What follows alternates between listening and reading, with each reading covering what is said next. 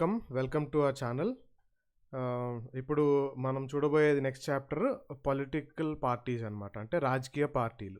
So ఈ పార్టీలు అసలు రాజకీయ పార్టీల యొక్క ప్రాముఖ్యత ఏంటి, మన ప్రజాస్వామ్య వ్యవస్థలో వాటికి ఎందుకు అంత ఇంపార్టెన్స్ ఉంది, తర్వాత కాన్స్టిట్యూషనల్ డిజైన్లో అయినా కానీ, తర్వాత ఎలక్టోరల్ పాలిటిక్స్లో అంటే ఎన్నికలకు సంబంధించినటువంటి రాజకీయాలైనా కానీ, ఆ తర్వాత ఒక ప్రజాస్వామ్య వ్యవస్థని నడిపించే క్రమంలో మనకి ఈ పొలిటికల్ పార్టీస్ ఎందుకు అంత ఇంపార్టెంట్ అవుతాయి, తర్వాత రెండు సోషల్ డివిజన్స్ అంటే సమాజంలో ఉండేటువంటి విభజన వివాదాలు ఇవన్నీ చూసాం కదా, వీటన్నిటికీ రాజకీయ పార్టీలు ఒక ప్రత్యామ్నాయమో లేకపోతే డిఫరెన్సెస్ని వ్యక్తపరిచి సెటిల్ చేసుకోవడానికి ఒక ప్లాట్ఫామ్ లాగా ఏ విధంగా పనిచేస్తాయి ఏంటి అనేది చూద్దాము. మనకి అదేవిధంగా రాజకీయ పార్టీలు ఎందుకు ప్రతి కంట్రీలో ఈ పాలిటిక్స్లో పొలిటికల్ పార్టీస్ ఎందుకు ఉన్నాయి, అదేవిధంగా వాటి యొక్క ప్రాముఖ్యత ఏంటి, ఎన్ని పార్టీస్ ఉంటే ఒక మంచి ప్రజాస్వామ్య వ్యవస్థ ఫామ్ అవుతుంది అనేది కూడా మనము చూస్తూ ఉందాం అన్నమాట. ఆ తర్వాత నేషనల్ పార్టీస్, రీజనల్ పార్టీస్, వీటన్నిటి గురించి చూద్దాము. తర్వాత పొలిటికల్ పార్టీస్ ఎదుర్కొంటున్న ఛాలెంజెస్ ఏంటి, వాటిలో రావాల్సినటువంటి సంస్కరణలు, రీఫార్మ్స్ ఏ విధంగా రావాలి ఏంటి అనేది కూడా మనం ఈ చాప్టర్లో డిస్కస్ చేద్దాము. సో మనకి why do we need political parties, political parties యొక్క అవసరం ఏంటి అనేది మనము ఫస్ట్ వేసుకునే ప్రశ్న అనమాట. సో పొలిటికల్ పార్టీస్ ఏంటి అని అంటే one of the most important visible institutions. అంటే ఇప్పుడు ఒక ప్రజాస్వామ్య వ్యవస్థ ఉందనుకోండి, ప్రజాస్వామ్య వ్యవస్థలో ఒక ప్రభుత్వం ఉందనుకోండి, ఆ ప్రభుత్వానికి జనరల్గా ఎట్లా మనం సంబోధిస్తూ ఉంటాము, మనం ఎట్లా అనుకుంటూ ఉంటాము, బీజేపీ గవర్నమెంట్, లేకపోతే Congress government, UPA government, NDA government, స్టేట్లో అయితే డిఎంకే గవర్నమెంట్ అని, లేకపోతే టీఆర్ఎస్ గవర్నమెంట్ అని, తర్వాత వైఎస్ఆర్సీపీ గవర్నమెంట్ అని, తర్వాత మహారాష్ట్రలో ఇంకో పార్టీ సిపిఐ గవర్నమెంట్ అని, తర్వాత తృణమూల్ కాంగ్రెస్ గవర్నమెంట్. సో జనరల్గా మన ప్రజాస్వామ్య వ్యవస్థలో ఉన్నటువంటి ప్రభుత్వాలు మనం చూసినట్టయితే మనకి జనరల్గా పాలిటిక్స్ని వాటితోనే ఐడెంటిఫై చేస్తాం, పొలిటికల్ పార్టీస్తోనే ఐడెంటిఫై చేస్తాము. మీకు ఇంకా ఎగ్జాంపుల్ చెప్పాలనుకోండి, సపోజ్ మీరు ఎంత మారుమూల ప్రాంతానికి వెళ్ళినా, ఎంత చిన్న గ్రామానికి వెళ్ళినా కానీ అక్కడ జనాలకి చదువు ఉన్నా చదువు లేకపోయినా ఒక పొలిటికల్ ఒపీనియన్ అయితే ఉంటుందన్నమాట. అంటే రాజకీయ పార్టీలు పట్ల అవగాహన ఖచ్చితంగా ఉంటుంది. కొంతమంది ఏంటంటే కొన్ని పార్టీల్ని విమర్శిస్తారు, కొంతమంది కొన్ని పార్టీల్ని సపోర్ట్ చేస్తూ ఉంటారు అనమాట. సో ఇది మన యొక్క ప్రజాస్వామ్య వ్యవస్థలో, డెమోక్రసీలో ఇట్స్ పార్ట్ అనమాట. సో దీన్ని బట్టి మనకు ఏమర్థం అవ్వాలి, మన డెమోక్రసీ అండ్ మన పొలిటికల్ లైఫ్ ఇంటర్లింకింగ్గా ఉంటుంది. ఈ రెండు బ్యాలెన్స్ చేసుకుంటారు. జనాలు ఒపీనియన్ ఫామ్ చేసుకునే విధంలో పొలిటికల్ పార్టీస్ ద్వారా వాళ్ళ యొక్క ఐడియాలజీని కానీ, వాళ్ళ యొక్క ఇన్ఫ్లుయెన్స్ని కానీ, వాళ్ళ యొక్క ఒపీనియన్స్ని వ్యక్తపరుస్తారనే విషయాన్ని మనకు అర్థం అవ్వాలన్నమాట. Parties have become identified with social and political divisions. సామాజిక పరమైన, రాజకీయపరమైన విభజనల్ని బేస్ చేసుకొని వాటి యొక్క ఐడెంటిటీ, వాటి యొక్క గుర్తింపు కూడా, పార్టీస్ గుర్తింపు కూడా సమాజంలో ఉండేటువంటి డిఫరెన్సెస్ని, పొలిటికల్ డిఫరెన్సెస్ని కూడా బేస్ చేసుకొని ఉంటుందన్నమాట ఈ మధ్య. ఇప్పుడు మనం వేసుకోవాల్సిన ప్రశ్న ఏంటంటే, do we need political parties at all? అసలు మనకి పొలిటికల్ పార్టీస్ అవసరమా? ఇన్ని సంవత్సరాల నుంచి ఇన్ని రకాలమైనటువంటి ప్రజాస్వామ్య వ్యవస్థలు చూస్తున్నాం కదా, అన్నిట్లో పొలిటికల్ పార్టీస్ ఉన్నాయి. అసలు మనకి పొలిటికల్ పార్టీస్ అవసరమా అనేది మనం వేసుకోవాల్సిన ప్రశ్న. ఎందుకంటే ప్రతి కంట్రీలో మీరు చూసే ఉంటారనమాట. సో మనకి అసలు ఎందుకు అవసరం అనే దాన్ని బట్టి మనము పొలిటికల్ పార్టీస్ యొక్క అవసరతను తెలుసుకుంటాం ఇప్పుడు. సో మీనింగ్ ఏంటి అని అంటే, పొలిటికల్ పార్టీస్ ఏంటంటే ఒక గ్రూప్ ఆఫ్ పీపుల్, వాళ్ళందరూ కలిసి ఒక గ్రూప్గా ఫామ్ అయ్యి ఎలక్షన్స్ని కంటెస్ట్ చేసి ప్రభుత్వాలని ఫామ్ చేయడానికి, గవర్నమెంట్ పవర్ పొందుకోవడానికి పోటీ చేస్తూ ఉంటారు అనమాట. సో వీళ్ళు ఏ విధంగా ఒక గ్రూప్గా ఫామ్ అవుతారంటే, they agree on some policies, కొన్ని నిబంధనలన్నిటినీ వాళ్ళు అగ్రీ చేసి ఒక ఏకాభిప్రాయానికి వచ్చి పాలసీస్ ఏ విధంగా ఉండాలి, ప్రోగ్రామ్స్ ఏ విధంగా ఉండాలి అనేది వాళ్ళు డిజైన్ చేస్తారనమాట. ఎవరైతే ఆ పాలసీస్, ప్రోగ్రామ్స్కి అంగీకరించి ఒప్పుకుంటారో దాన్ని అంగీకరించే వాళ్ళందరూ ఒక పొలిటికల్ పార్టీగా ఆ గ్రూప్లో ఫామ్ అవ్వచ్చు. వాళ్ళు ఏ విధమైనటువంటి ప్రోగ్రామ్స్ అండ్ పాలసీస్ చేస్తారు అంటే సమాజానికి మంచి చేకూరేలాగున, సమాజానికి కలిసికట్టుగా ఓ మంచి చేకూర్చేలాగున వాళ్ళు చేస్తారనమాట. సో ఇక్కడ డిబేట్ మనము చేయాల్సింది, ఇక్కడ అల్టిమేట్ డిబేట్ ఏంటి, అసలు సమాజానికి ఏది మంచి అని మనం ఎట్లా చెప్పగలుగుతాము? ఒక్కొక్కళ్ళు ఒక్కో విధంగా దాన్ని ఇంటర్ప్రెట్ చేసుకుంటారు, అన్వయించుకుంటారు. ఇప్పుడున్న మేజర్ పొలిటికల్ పార్టీస్ని మీరు ఎగ్జాంపుల్స్ తీసుకోండి. నేను చెప్పే ప్రతి స్టేట్మెంట్కి మీరు వాటి ఎగ్జాంపుల్స్ తీసుకొని వాళ్ళ ప్రతి పార్టీ యొక్క పాలసీస్, ప్రోగ్రామ్స్ని మీరు కంపేర్ చేసుకుంటూ ఉంటే చూస్తుంది. ఒక్కో పార్టీ ఒక్కోటి సమాజానికి ఒక్కొక్కటి మంచి అని భావిస్తూ ఉంటుంది. అల్టిమేట్గా ప్రజలు ఎవరికైతే ఓటేస్తారో వాళ్ళే గెలుస్తూ ఉంటారు అనమాట. సో ఇది మన ఎలక్టోరల్ రిఫార్మ్స్ కూడా మనము చదువుతాం అనమాట. ఎలక్షన్స్లో అనేకమైనటువంటి ఎలక్టోరల్ రిఫార్మ్స్ వచ్చినాయి. అందులో ఎలక్షన్స్ టైం అప్పుడు ఈ విధంగా గోడల మీద పొలిటికల్ పార్టీ సింబల్స్, గ్రాఫిటీ ఉండకూడదు అనమాట. సో ఆ విధంగా చాలా రిఫార్మ్స్ ఉన్నాయి, అవి తర్వాత చూద్దాం మనము. సో ఈ పొలిటికల్ పార్టీస్ ఎట్లా పనిచేస్తాయంటే వాళ్ళు ప్రజల్లోకి వెళ్ళి మా పార్టీ ఎందుకు మంచిది, ఏ విధంగా మంచి చేస్తుంది అని చెప్పుకుంటూ ఉంటారనమాట. ఏ విధంగా మంచి చేస్తుంది, ఏ విధంగా మెరుగైన జీవితాలు ఇస్తుంది, మెరుగైన సర్వీసెస్ ఇస్తుందని చెప్పుకుంటూ ఉంటారు. ఆ విధంగా they seek to implement these policies by winnowing popular support through elections అనమాట. సో మేము సేమ్ ఎలక్షన్ క్యాంపెయిన్ తెలిసింది కదా, మీరు మాకు ఓటేయండి, మా పాలసీ ఇది, ఈ ఎలక్షన్స్లో మేము గెలిస్తే ఇవి మేము మేనిఫెస్టోలో పెడతారు కదా, ఎలక్షన్ మేనిఫెస్టో అంటున్నాం మనం ఇప్పుడు. సో ఈ విషయాలన్నింటినీ మేము ప్రజలకు అందజేస్తాము, ఈ సర్వీసెస్ అందజేస్తాము. పార్టీ క్యాంపెయినింగ్ అలానే జరుగుతుంది కదా. సో ఆ విధంగా ప్రజలు ఎవరికైతే ఓటేస్తారో వాళ్ళు ఎలక్షన్స్లో గెలుస్తారు. సో దీన్ని బట్టి మనకు అర్థం అవ్వాల్సింది ఏంటంటే parties reflect fundamental political divisions in a society. అంటే సమాజంలో ఎవరు ఇప్పుడు సపోజ్ ఒక 100 మంది ఉన్నారనుకోండి, ఒక 30 మంది ఒక పార్టీకి సపోర్ట్ చేస్తున్నారు అనుకుందాము, ఇంకొక 30 మంది ఇంకొక పార్టీకి సపోర్ట్ చేస్తున్నారు, 40 మంది ఇంకొక పార్టీకి సపోర్ట్ చేస్తున్నారు. సో ఇక్కడ వాళ్ళు సపోర్ట్ చేసే పార్టీని బట్టి కూడా సొసైటీలో డివిజన్స్ ఉంటాయి అనే విషయాన్ని మనకి ఈ స్టేట్మెంట్లో తెలియజేశాడు అనమాట. So part of society and thus involve partisanship.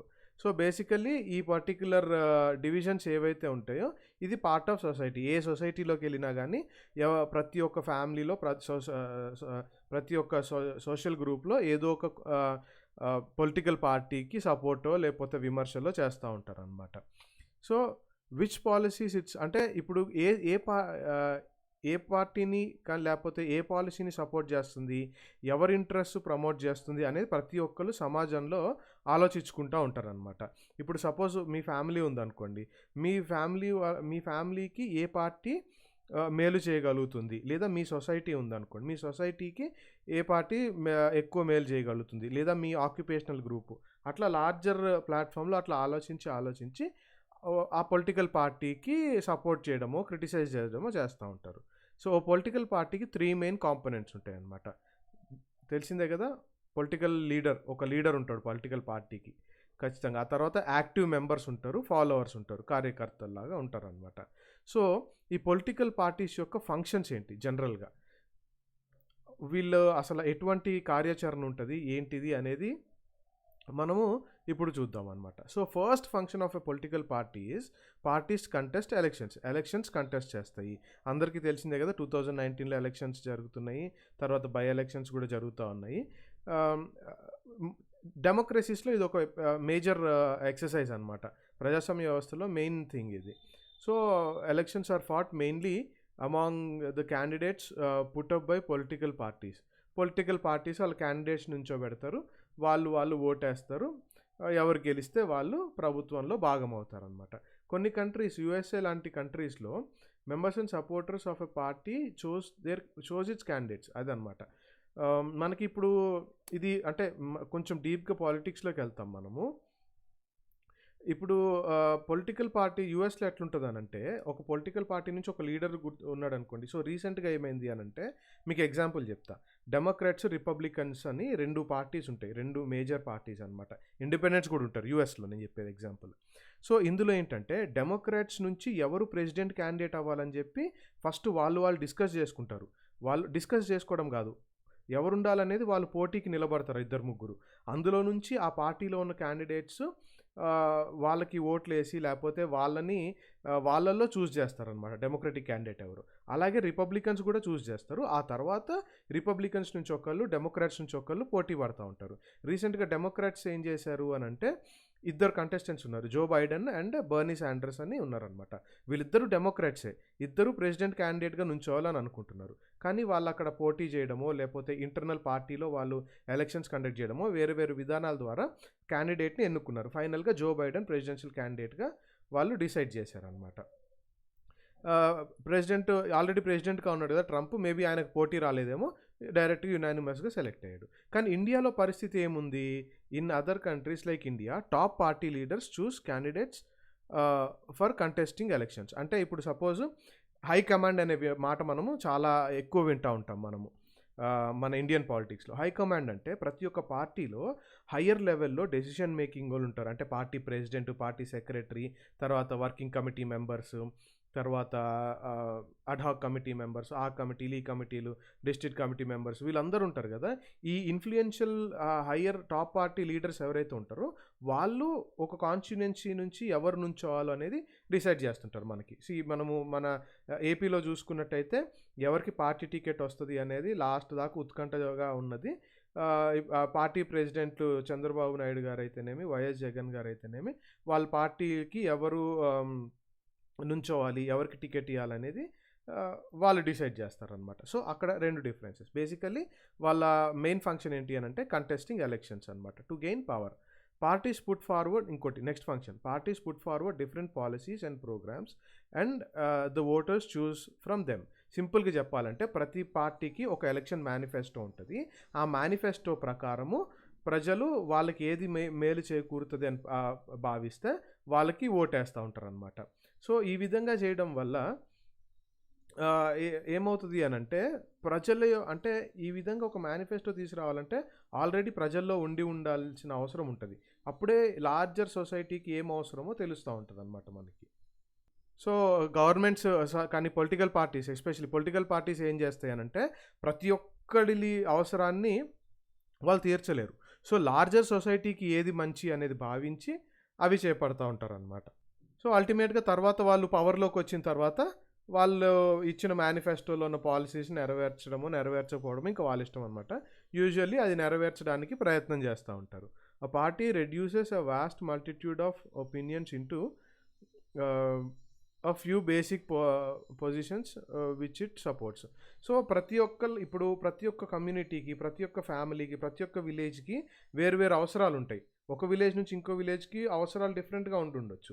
So ఇవన్నీ ఏం చేస్తాయంటే చిన్న చిన్న అవసరాలైనా కానీ వాటన్నిటిని ఒక గ్రూప్ లాగా, ఒక మేజర్ పాయింట్ లాగా తీసుకొని, ఇప్పుడు సపోజ్ విలేజ్ లెవెల్లో ఒక విలేజ్లో ఏంటంటే మంచి రోడ్ కావాలి, ఇంకో విలేజ్లో ఏంటంటే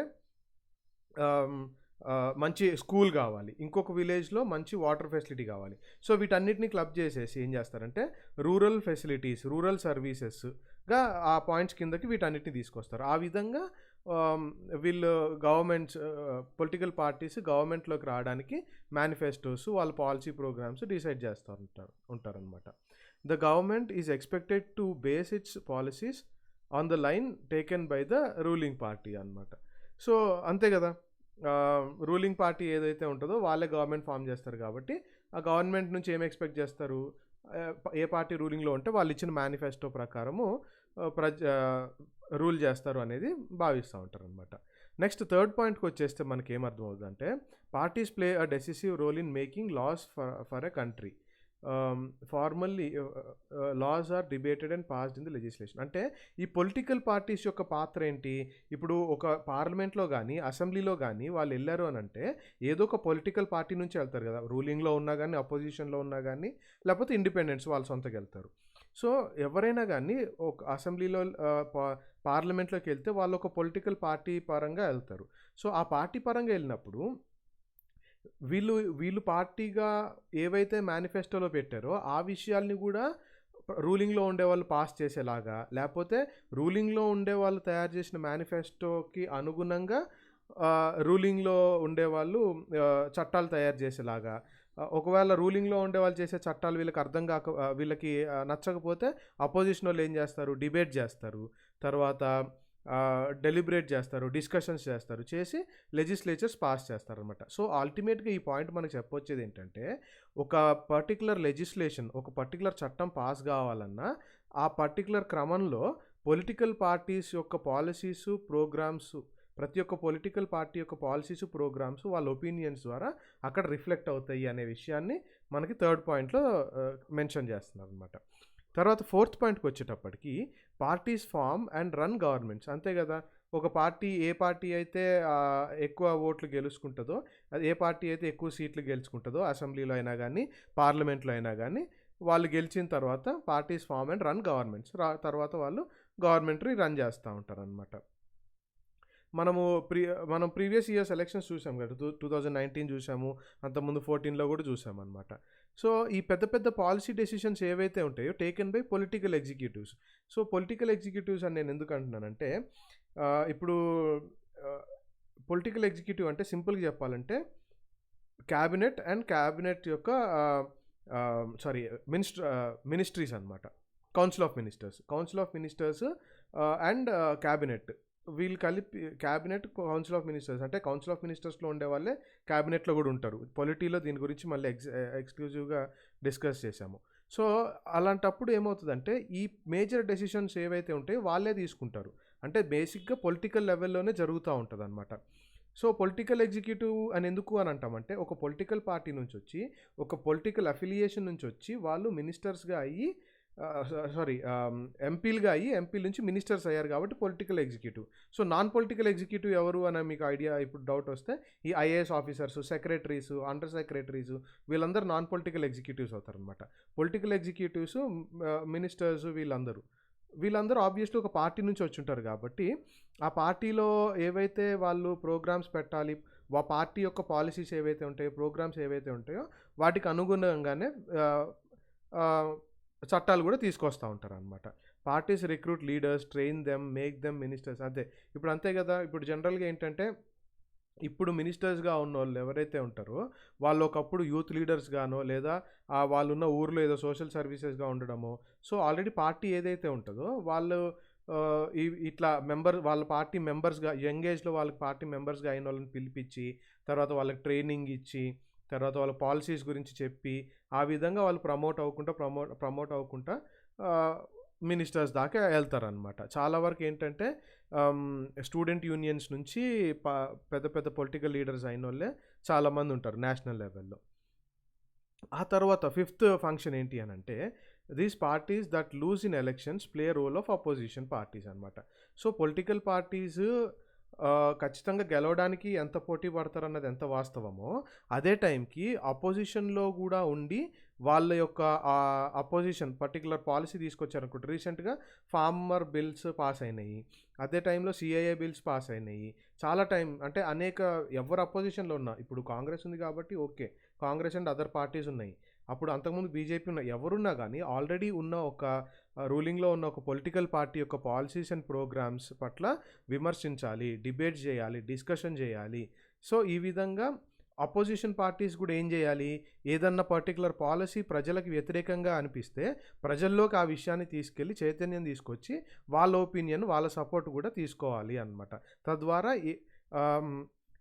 రూలింగ్ పార్టీ ఏదైతే ఉంటుందో వాళ్ళు ఒక డెసిషన్ మేకింగ్ ప్రాసెస్లో ప్రజల యొక్క ఇన్ఫ్లుయెన్స్ కూడా కన్సిడర్ చేస్తారు అనేది మనకి ఇక్కడ అపోజిషన్ రోల్ కింద అర్థం చేసుకోవచ్చు అనమాట.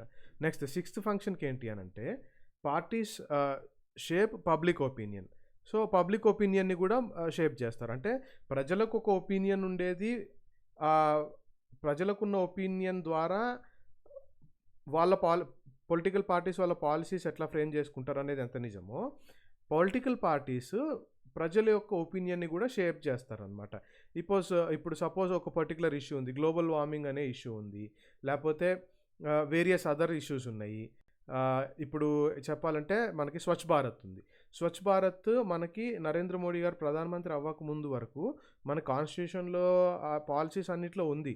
కానీ ప్రజల్లోకి స్వచ్ఛ భారత్ వెళ్ళి మన భారతదేశము నీట్గా క్లీన్గా ఉండాలి అనే ఒపీనియన్ ఏ విధంగా ఫామ్ అయింది, వాళ్ళు తీసుకొచ్చినట్టు వాళ్ళు ఏ పాలసీని అయితే నమ్మారో దాన్ని ప్రజల్లోకి వాటి మంచి గురించి చెప్పి, దానివల్ల ఉన్న హెల్త్ బెనిఫిట్స్ గురించి చెప్పి, దానికి అవసరమైన ఎడ్యుకేషన్ గురించి చెప్పి ప్రజల్లోకి తీసుకెళ్లారు కదా. ఇప్పుడు Swachh Bharat it's part of every one's life అనమాట.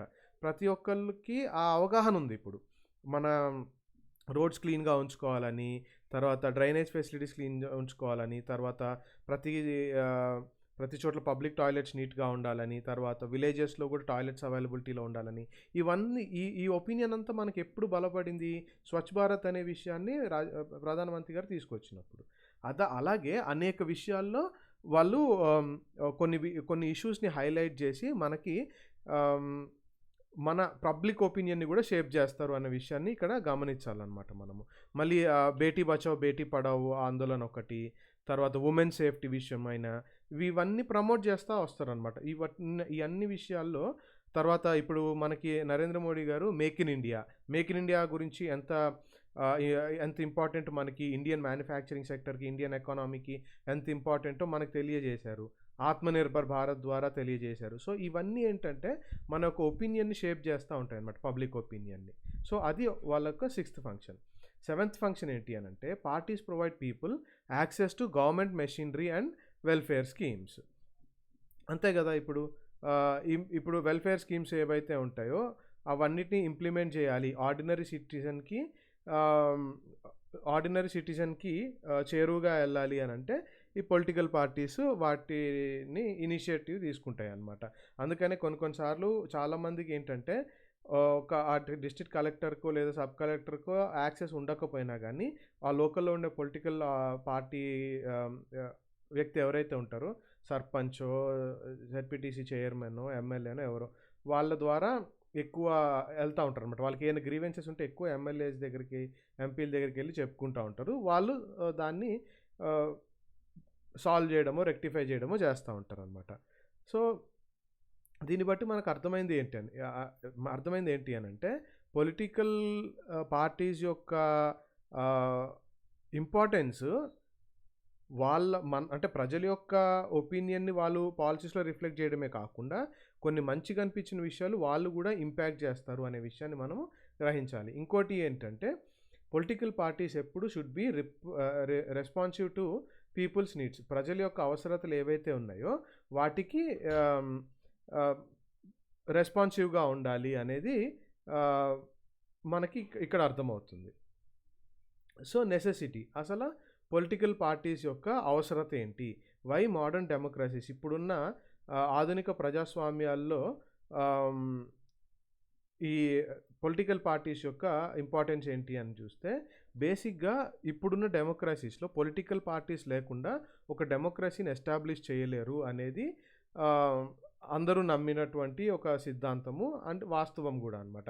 మీరు ఏ డెమోక్రటిక్ కంట్రీకి వెళ్ళినా కానీ పొలిటికల్ పార్టీస్ ఉంటాయి. కనీసం 2 మేజర్ పొలిటికల్ పార్టీస్ ఉంటాయి. ఇండియాలో మనకి యూపీఏ, ఎన్డీఏ ఉన్నాయి. యూఎస్లో రిపబ్లికన్స్, డెమోక్రాట్స్ ఉన్నారు. సో అట్లా అనమాట.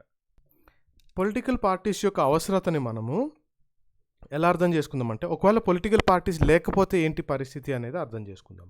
సో పొలిటికల్ పార్టీస్ లేకపోతే ఎట్లుండేదంటే, అప్పుడు ఎలక్షన్స్ కంటెస్ట్ చేసే ప్రతి ఒక్కరు ఇండిపెండెంట్ మెంబర్గా కంటెస్ట్ చేస్తారు కదా. సో ఏ ఒక్కళ్ళు ఒక లార్జర్ మేజర్ పాలసీకి తయారు చేయలేరు అనమాట. ఇప్పుడు సపోజ్ మనకి ఎన్ని కాన్స్టిట్యుయెన్సీస్ ఉన్నాయి? ఒక ఏపీలో అయితే 175 కాన్స్టిట్యుయెన్సీస్ ఉన్నాయి. సో అన్ని కాన్స్టిట్యుయెన్సీస్లో నుంచి 175 మెంబర్స్ వచ్చారు, అందరు ఇండిపెండెంట్స్గా వచ్చారు అనుకోండి. ఒక్కొక్కళ్ళ కాన్స్టిట్యుయెన్సీలో ఒక్కొక్క అవసరత ఉంటుంది. ప్రతి ఒక్కళ్ళు వాళ్ళ కాన్స్టిట్యుయెన్సీలో ఉన్న అవసరతని బట్టి ఒక పాలసీ తీసుకొస్తే స్టేట్ మొత్తం రూల్ చేయడానికి ఒక హోల్గా అంటే ఒక కన్సాలిడేటెడ్ పాలసీ తయారు చేయగలరా? తయారు చేయలేరు. సో అలాంటి పర్టికులర్ సిచ్యువేషన్ని అవాయిడ్ చేయడం కోసము మనకి పొలిటికల్ పార్టీస్ యొక్క అవసరత ఉందన్నమాట. సో బేసికలీ చెప్పాలంటే major policy decision, major policies and programmes డిజైనింగ్లో పొలిటికల్ పార్టీస్ యొక్క అవసరత ఎంతైనా ఉందన్న విషయాన్ని మనము గుర్తించాలన్నమాట. సో ఈ ఎలక్టెడ్ రిప్రజెంటేటివ్స్ ఎవరైతే ఉంటారో అంటే వీళ్ళు they will become accountable to their constituencies. ఇప్పుడు ఇండిపెండెంట్‌గా ఎలక్ట్ అయ్యున్నారనుకోండి ప్రతి ఒక్క కాన్స్టిట్యుయెన్సీ నుంచి. వాళ్ళు వాళ్ళ కాన్స్టిట్యుయెన్సీకి మాత్రమే జవాబు చెప్పుకోవాలి. అదే ఇప్పుడు స్టేట్ ప్రభుత్వం ఉందనుకోండి. వాళ్ళు స్టేట్ మొత్తం జవాబు చెప్పుకోవాలి కాబట్టి స్టేట్ మొత్తానికి అవసరమైనటువంటి ఒక కన్సాలిడేటెడ్ పాలిసీయో, ప్రోగ్రామో తయారు చేస్తారు.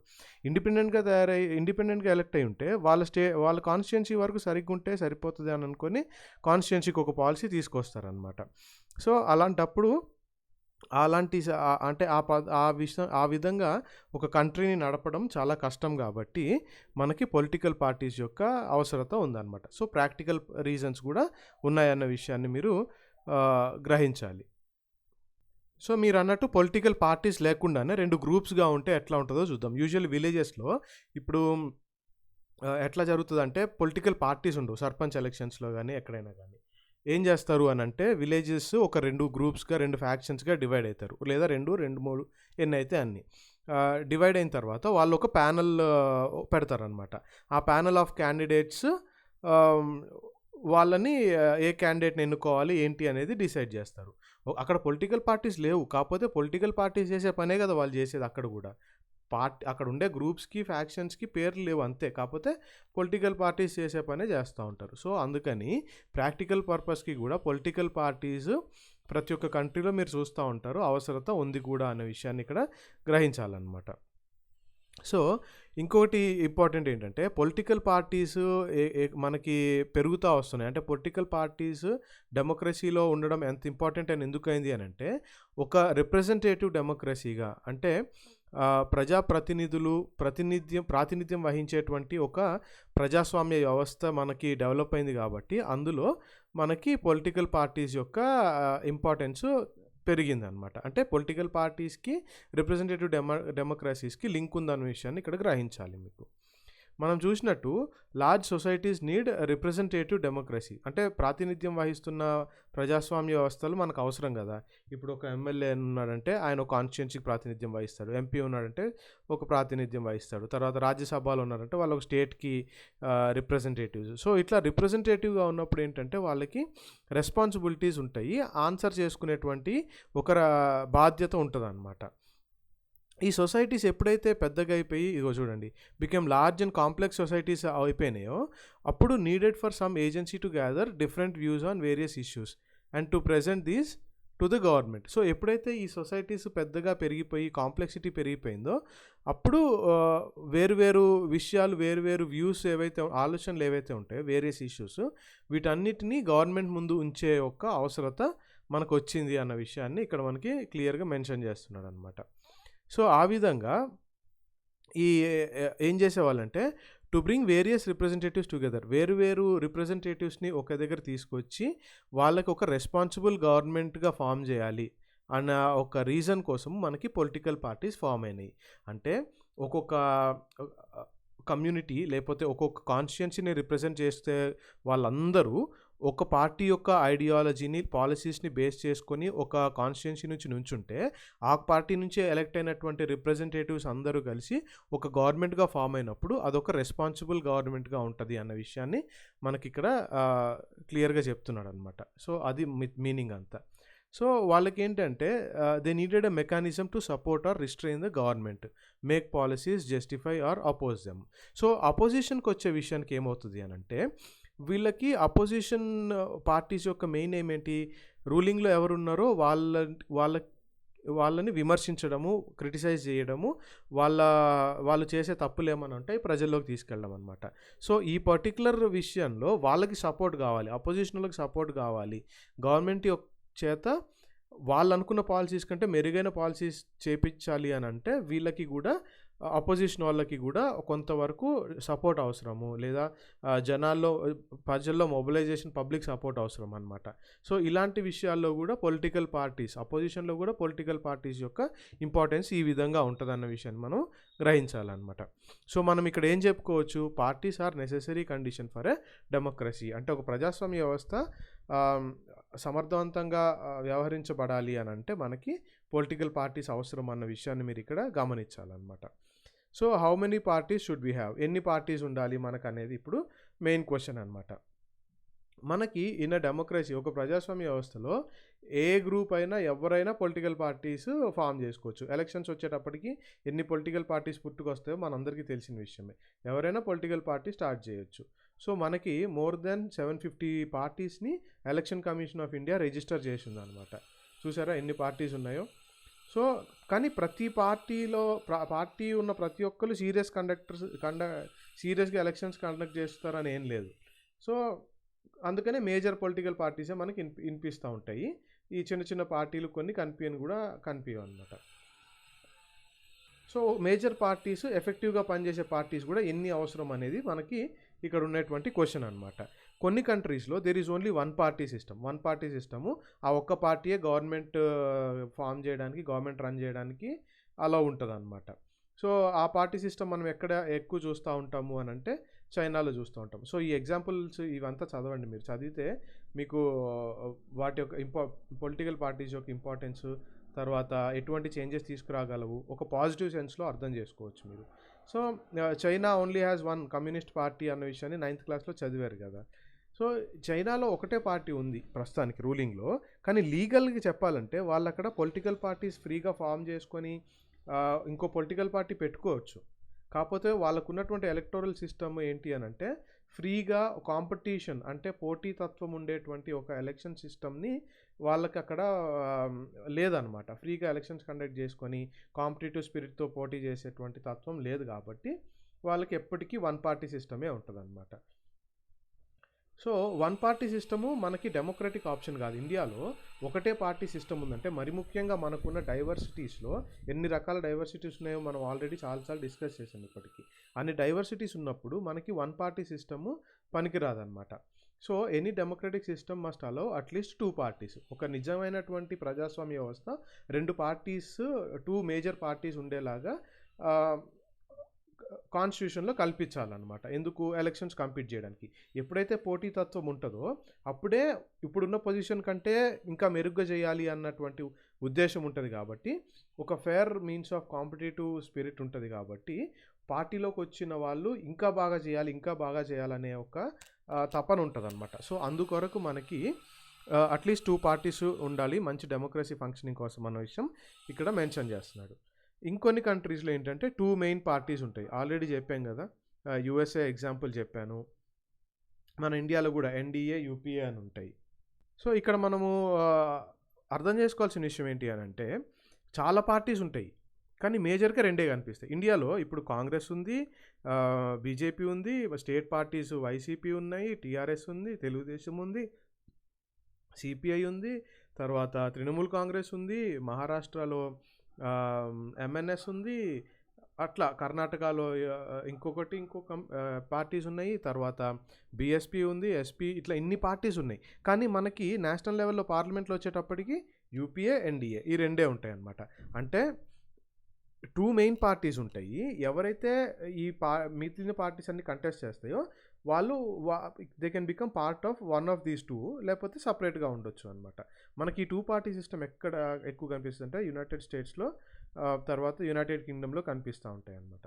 ఇప్పుడు నేను చెప్పా కదా, ఇఫ్ సెవరల్ పార్టీస్ ఎక్కువ పార్టీస్ కంపీట్ చేసినప్పుడు పవర్ కోసము more than 2 parties have a reasonable chance of coming in to power అనమాట. సో వీళ్ళు ఏం చేస్తారు, వీళ్ళందరూ ఒక పార్టీ కిందకి అంటే ఒక అలయన్స్ కిందకు వస్తారనమాట. ఆ అలయన్స్ కిందకు వచ్చినప్పుడే ఇప్పుడు యూపీఏ ఉంది, కాంగ్రెస్ ఉంది. కాంగ్రెస్ యూపీఏ గవర్నమెంట్ని లీడ్ చేస్తూ ఉండింది అంతకుముందు. సో వాళ్ళలో భాగస్వామిగా ఎవరెవరు ఉన్నారు?